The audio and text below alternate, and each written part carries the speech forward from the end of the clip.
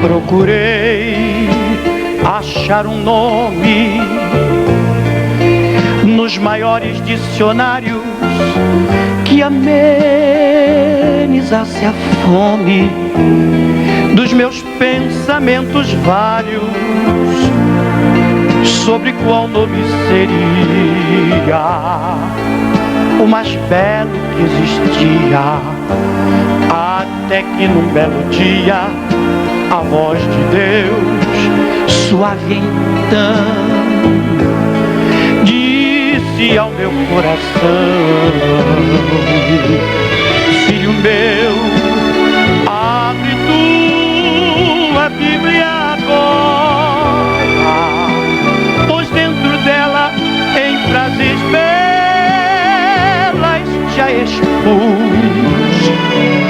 pois no princípio era o verbo, e o verbo era, e ainda hoje é, e há de ser, o nome mais lindo que há de haver. E ao ser pronunciado, tudo foi sem luz, o incomparável nome de Jesus. Meus amados irmãos, a paz do Senhor Jesus Cristo, sejam todos muito bem-vindos a mais uma edição de Diálogos Teológicos. Hoje estamos com um cenário, não digo que novo, mas reformulado, um pouco mais bonitinho, porque as coisas precisam ser feitas sempre no sentido de melhorar, aperfeiçoar, e esse é o nosso espírito, fazer cada vez melhor. À minha direita, Bruno. A paz do Senhor a todos. Mike. A paz do Senhor a todos. Vai falar? E o irmão Alexandre. A paz do Senhor a todos. Eu queria ver se vocês iam falar outra coisa sem ser a paz do Senhor a todos. Graça e paz. Pironel agora. Paz queridos. Pronto. Muito bem. E esse é o Diálogos Teológicos. Sejam todos muito bem-vindos. A fome, a fome, a fome dos meus pensamentos vários. Nosso programa hoje, meus irmãos, está bem musical. Você vê que iniciamos com esse trecho de um hino executado pelo pastor Vitorino Silva. Essa gravação muito antiga fazia parte de um programa especial produzido pelo então missionário pastor Bernardo Johnson, através das Cruzadas Bernardo Johnson, movimento evangelístico esse do qual o pastor Vitorino Silva foi integrante por muitos anos. Ele era o cantor oficial das Cruzadas Bernardo Johnson. E se você quiser assistir na íntegra essa gravação, você pode acompanhar aqui mesmo no canal da ETAD no YouTube. Você pode ter acesso a essa gravação tão bonita de vários hinos inesquecíveis do pastor Vitorino Silva. Aliás, uma coisa interessante, né? Muitas das coisas hoje que chamam a atenção das Assembleias de Deus pela qualidade foram apresentadas ao público assembleiano pelo pastor Bernardo Johnson. Sim, isso é verdade.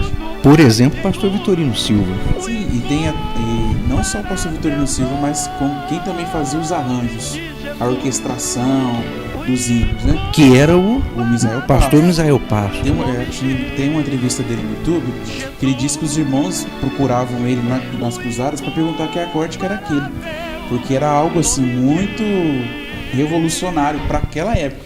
Hoje a gente ouve e fala assim, é muito bom, é muita qualidade, mas naquela época os irmãos não estavam acostumados a fazer aquela escala pentatônica, nada com sétima, nada com nona.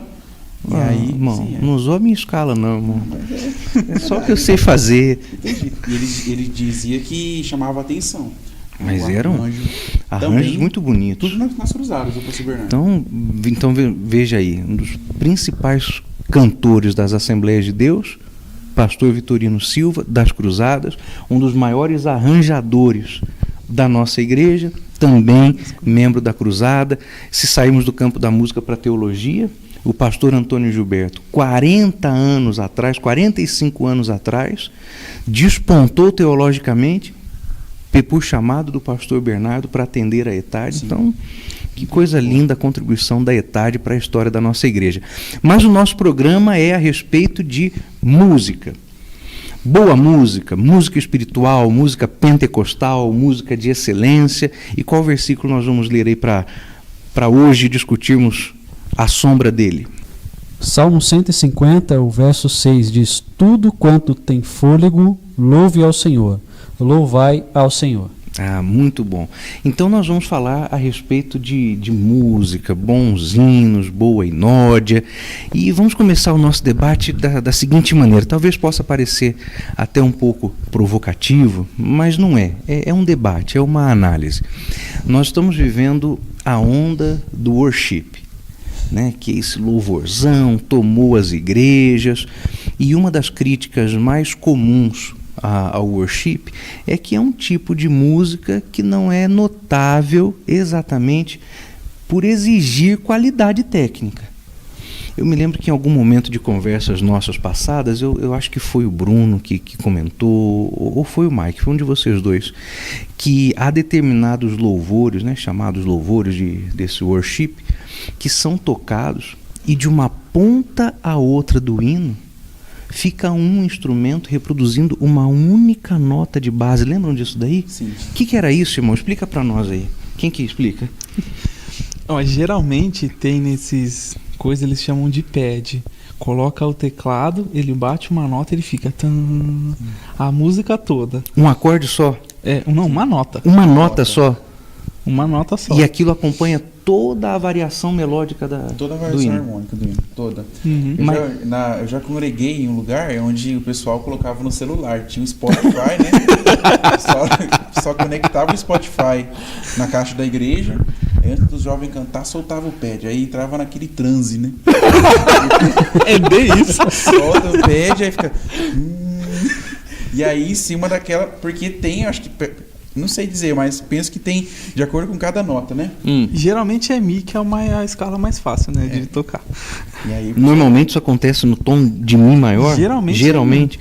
Mas a minha pergunta pode ser um pouco técnica, menos bíblica, menos teológica, mas isso é sinal de quê? De pobreza ou de inteligência musical? Depende do ponto de vista. Ou de malandragem? Eu penso que isso é mais algo tendencioso do que ser algo técnico, porque eu acho que a igreja, na parte musical, é muito influenciada por tendências. Então, no caso do worship, as pessoas vão mais pela questão de ser uma tendência do que ser algo tecnicamente difícil ou fácil. Mas entende? tecnicamente é esvaziado ou é cisma nossa? O que vocês dizem? O que você acha? Eu acho que é simples a maneira de executar esse tipo de música. Ele é simples, ele não tem tanto segredo. Para um músico treinado rápido assim, ele toca essas músicas com de pouco worship, treinamento ele toca. sem saber que música que é. Ontem, por exemplo, no nosso culto, para os irmãos que talvez não saibam, aqui na ETAD nós iniciamos todos os dias com um devocional diário. E nesse devocional uma pequena banda se formando. Então, o irmão Mike é o trombonista da banda, eu toco o violão. Teve algumas vezes que o irmão Alexandre trouxe como é o nome, irmão? Carrom para tocar. O Bruno não compõe esse grupo, eu não sei porquê, meu irmão. Vou falar para irmã Doris, tá? Para Betiquina, né? Porque o Bruno é um grande violonista, um grande violonista. Temos mais 2 trompetes e um violino. Então é um bom grupo, Então ontem nós tocamos um hino da harpa cristã, que tem gente que diz, a harpa cristã é molezinha. Molezinha é nada. O hino que tocamos ontem foi o hino 18, Grata Nova, cheio de modulação, não é? Cheio de modulação, o hino menor, que já é uma outra dificuldade por ser menor, muda o campo harmônico, muda as posições, violão, então já é uma outra dificuldade, né? Mas eu penso que na questão do worship, eu vejo muito pelo lado tendencioso. A igreja acaba sendo muito influenciada por aquilo que é tendência, dentro do ramo gospel, ou dentro da música de forma secular, há sim muita tendência do que vem de fora, sabe? Mas na questão de qualidade, eu penso que as tendências musicais elas acabam prendendo você de conhecer outros campos, né? Você vai muito na tendência, porque se você é músico da igreja, você toca aquilo que é da igreja, né? Então você acaba indo apenas por esse caminho e não conhecendo outros conceitos que talvez o hino da harpa poderia te mostrar. Entende? Eu quero ainda que falemos a respeito da qualidade das letras, mas antes de chegar nisso aí, talvez o assunto que possa nos levar a ele é o seguinte: em algum momento você disse que ligaram o celular e aí começou um transe, né? Isso. Esses hinos de worship, essa atmosfera que parece mais com um zunido do que exatamente com uma apresentação musical, ela impede o pensamento crítico?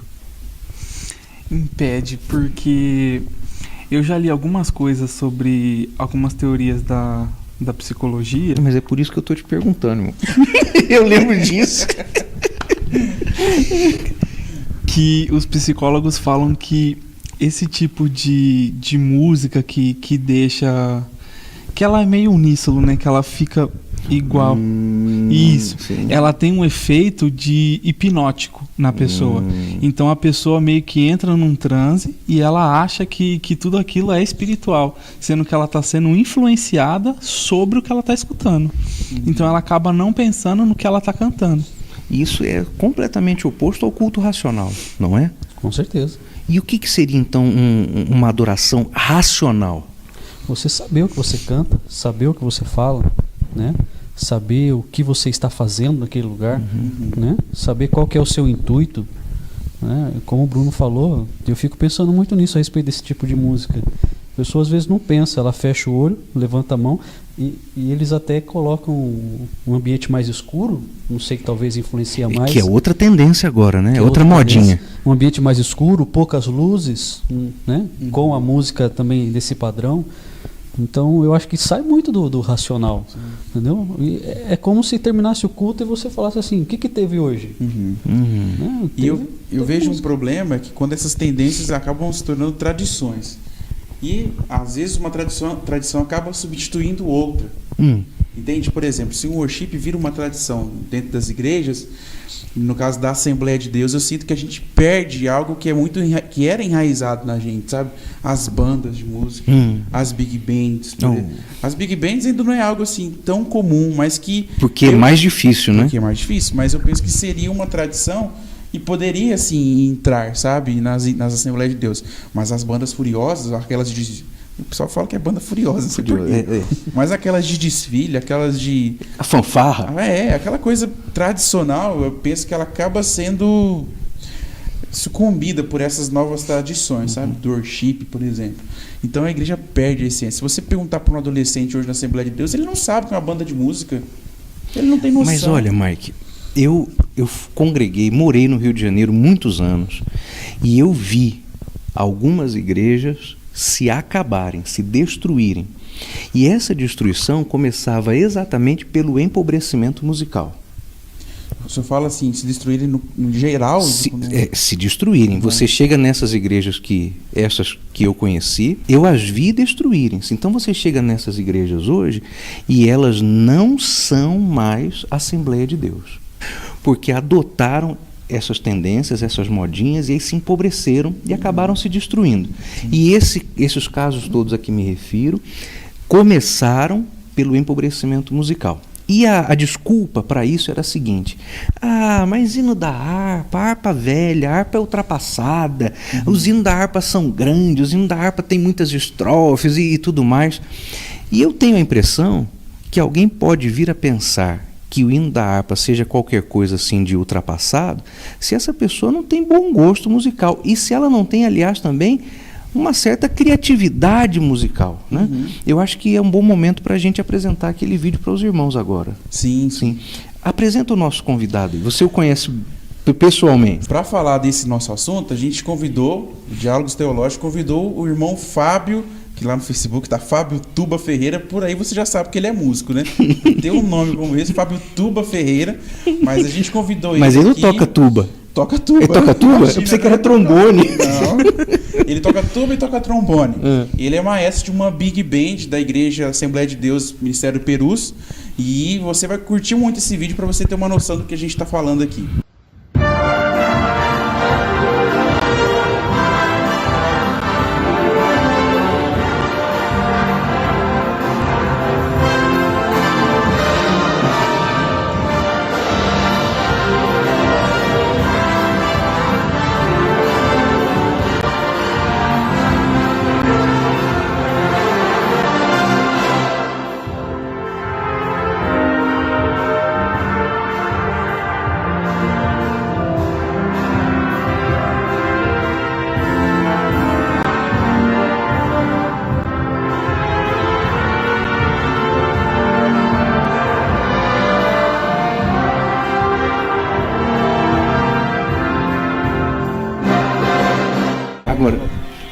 trabalho que dá para fazer isso. Melhor pegar lá e meter um dedo no teclado, né? Exato. Mais fácil, Essa né? é a pergunta. É nesse ponto que eu queria tocar com o Então, Fábio. pergunta pro irmão Fábio Tuba. Irmão Fábio, a gente tem uma pergunta pro irmão. É a seguinte: qual o desafio que o irmão enfrenta aí na sua igreja para manter uma formação musical como essa? Não só manter, mas como formar músicos para essa formação, para ter uma banda de música, não só uma big band, né? Mas uma banda de música na igreja. Qual que é o desafio que o irmão enfrenta? Meus irmãos, a paz do Senhor. Primeiro quero dizer que é um privilégio ser lembrado e poder participar desse programa tão abençoado, né? O nosso tempo é bastante curto e eu costumo falar um pouquinho. Então eu tenho que tomar muito cuidado aqui, mas assim, em rápidas palavras. O pastor Gunnar tocou num ponto importantíssimo. Será que não é mais fácil a gente colocar um teclado tocando? Talvez seja essa a ideia do principal desafio que a gente encontra. Porque a gente vive num tempo hoje do imediatismo. Tudo tem que ser para ontem. A internet nos trouxe essa correria, essa facilidade. Então a gente acaba levando meio que inconscientemente isso para todas as áreas da nossa vida. E a gente sabe que a música, não só na igreja, a música em si, ela demanda um tempo, ela precisa de uma estrutura, ela precisa de uma base. Não é simplesmente do nada eu pegar um instrumento e sair tocando e tocando bem. Não, eu preciso aprender a teoria musical, isso leva um tempo. Depois que eu pego o meu instrumento, eu vou aprender a técnica do meu instrumento, isso leva um tempo, né? E muitas vezes a gente não tem essa facilidade de esperar, né? Aliado a isso, eu vejo nas nossas igrejas, não falando mal, são questão de prioridades, né? Eu não vejo muito apoio por parte das nossas lideranças e mesmo maestros, que querem estar regendo, gostam de trabalhar ali na regência, mas não têm a paciência de ensinar. Eu acho que a aula de música é essencial nas igrejas e para isso a gente precisa de um estímulo constante, de um incentivo constante da liderança da igreja e da liderança musical da igreja, né? A palavra de Deus diz em Salmos 33:3, a gente tem que tocar bem e com júbilo. Bem e com júbilo. Isso é profundo se a gente pegar para analisar. A gente tem que tocar com alegria e qualidade, né? Com unção e técnica, ou seja, eu preciso estudar, não tem outro caminho. E eu vejo, são vários os desafios que a gente encontra, mas o principal desafio que eu vejo hoje, falta de incentivo, falta de estrutura e falta de tempo entre aspas. Tempo é prioridade, eu priorizo aquilo que é mais importante para mim. Então se eu achar que a música é mais importante para mim, eu vou arrumar um tempo para a música, mas nem sempre é isso que a gente encontra, justamente porque pela falta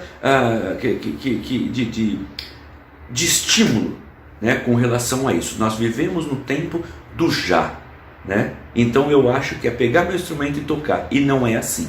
Então talvez seja isso, um incentivo constante da liderança, né, de liderança da igreja, liderança musical, a ponto de fazer esse aluno estar o tempo todo animado, né, instigado a aprender mais, pensando lá na frente. A música a gente não aprende para hoje, a gente aprende para depois, tá? Espero ter respondido.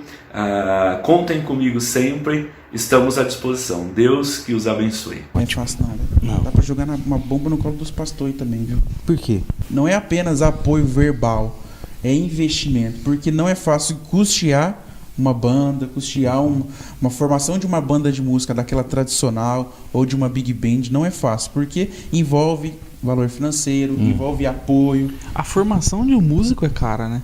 É cara. Cara, além do cara querer, ele vai ter que ter muita dedicação e vai custar muito dinheiro. Vai. E tem que entrar no ponto, acho que da conversa, que a música, ela é acho que não sei quem falou, se foi o pastor Claudio Honor, que ele gravou um vídeo mostrando que alguém dizia que a Assembleia de Deus não tinha teologia, ele mostrava a harpa, né? Eu acho que esse é um ponto, porque tem muita teologia por trás dos hinos, né? Principalmente na questão da Assembleia de Deus, a harpa cristã, ali tem uma mensagem do Evangelho. Eu acho que das pessoas mais antigas, ninguém consegue esquecer que talvez no dia que ele se converteu, tocaram 15 da harpa, tocaram conversão, tocaram 212, É como se fossem memórias afetivas, né, na mente de um... É a trilha sonora da sua fé, irmão. É a trilha sonora da fé. A harpa cristã, no caso do assembleano, É a trilha é a sonora da fé. Porque não tem... Essa frase é bonita, né? Sim, Cheio, mas eu né? penso que é muito importante teologicamente também. Aí chegamos a um ponto, ao segundo ponto dessa conversa, que é não apenas a pobreza melódica, porque esses hinos de worship parece que tudo a mesma coisa, né? Mas também a pobreza da letra, da mensagem, e aquilo que é dito como crítica contra a harpa, contra os coros sacros, contra o cantor cristão, contra as antemas celestes, na verdade é o que esses hinários têm de mais forte, Sim. que é a sua letra. Então o worship é um fato para vocês ou é discutível isso?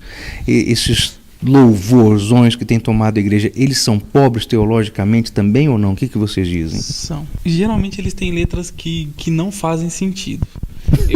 Eu vou citar um aqui, se o senhor quiser, corta depois. Tem um hino que fala assim, ó.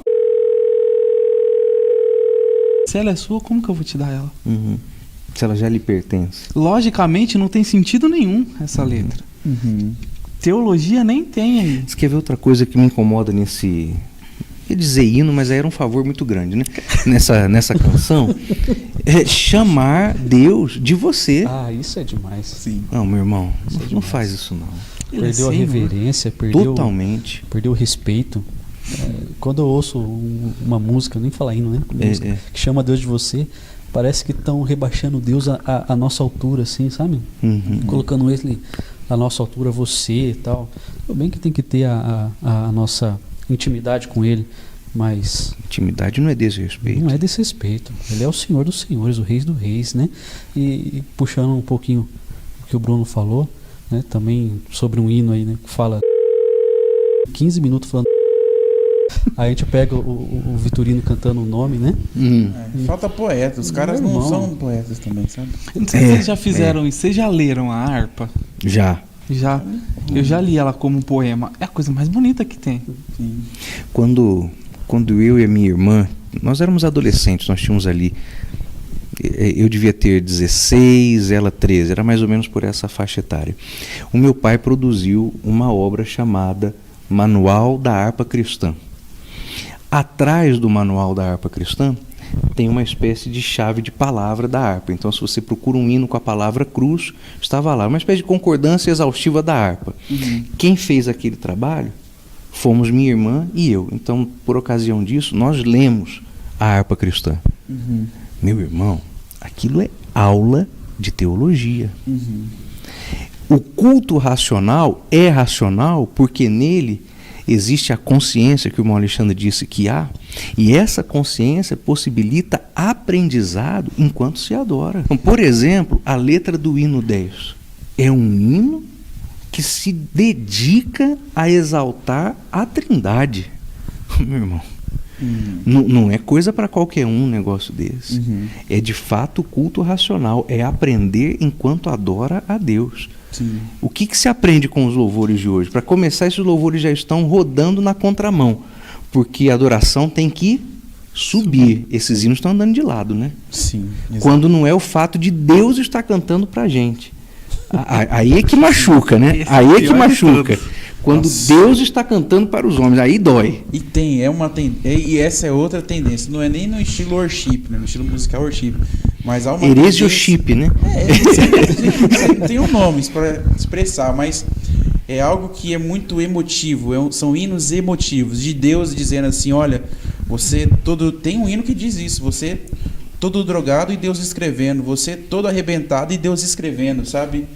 Então há uma tendência também de hinos emotivos, sabe? Hinos que colocam Esse você hino em um... não glamoriza a salvação. Ele não exalta a salvação, glamoriza o pecado. Exatamente. É o que é esse hino aí, meu irmão. Exatamente É o que é. isso. Porque no final de tudo, alguém ainda vai ter a coragem de dizer: não preciso me arrepender dos meus pecados, porque eles me fizeram chegar onde eu cheguei. Exato. Os meus erros me fizeram ser quem eu sou. Sim. É a lógica invertida da necessidade da salvação. Olha, Exato. Eles Exatamente. excluem a mensagem da cruz nesses hinos. Não há cruz. Não há, porque não tem valor nenhum a cruz nesses hinos aí. Mas Porque é muito mais atraente eu soltar um hino onde a pessoa se sente bem ouvindo aquilo, onde o ego dela se sente amaciado, vamos dizer assim, do que eu realmente fazer um hino que exalta a Cristo, que exalta a Deus, né? Fica muito o homem no centro e Deus de lado, né? Sabe o que seria interessante? É até uma dica, talvez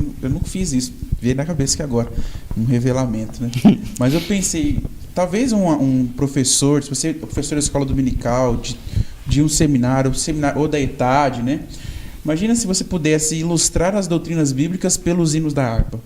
Seria um exercício assim de valorização da harpa muito bom para os alunos, para a igreja, até para quem é ensinador, para quem dá o culto de ensino lá toda terça-feira. Vai falar sobre pneumatologia. Tenta ilustrar utilizando os hinos da harpa e faz uma comparação com os hinos De hoje. Você não consegue ilustrar uma doutrina bíblica com os hinos atuais. Que ideia boa, Mike. Sim. Usar a harpa como meio de confirmação de aprendizado das doutrinas. A confirmação é a própria Bíblia, mas de aprendizado das doutrinas. Que coisa, muito bom mesmo. E já podemos fazer pergunta para o consultor? Vamos almoçar também. E vamos almoçar, né?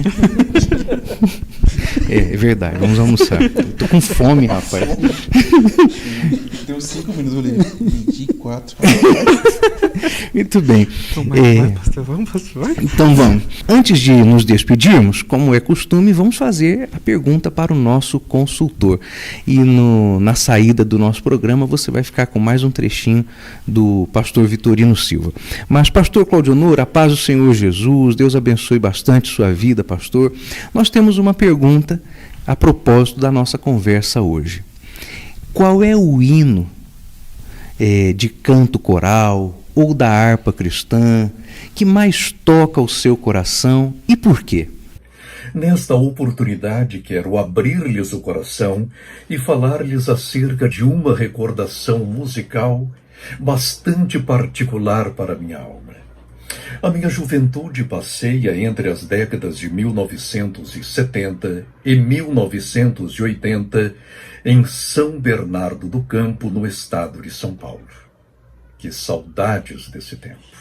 Você conhece o hino de número 224 da harpa cristã? Era o hino de minha juventude. Quando eu o ouvia, chorava, comovia-me, porque desde cedo eu já sentia o chamado divino para o santo ministério. E,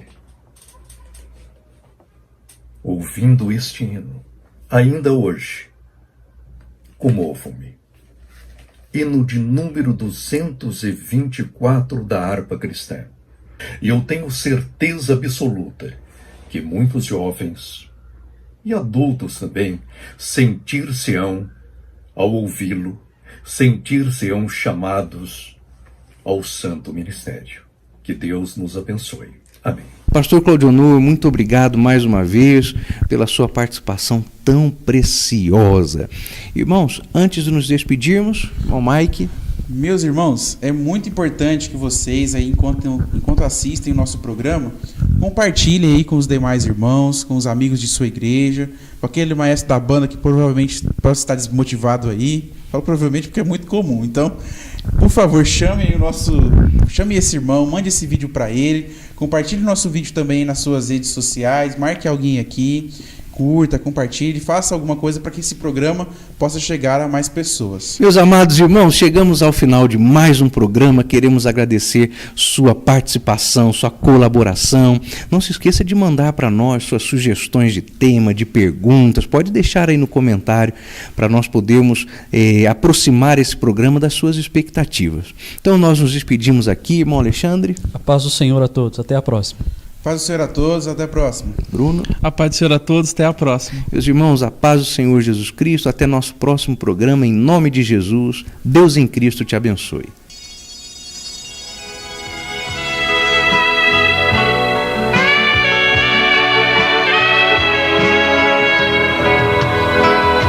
Vejo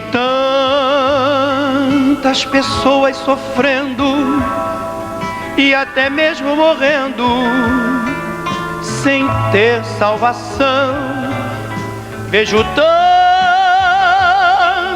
pessoas chorando por não ter liberdade, vivem na escravidão. Eu também fui escravo dos vícios, vivi acorrentado pelo vil tentador, mas agora encontrei liberdade, tenho felicidade. Cristo me libertou, como as aves que passam voando, revelando que livres estão, como o mar com suas ondas tão livres que vêm e se vão.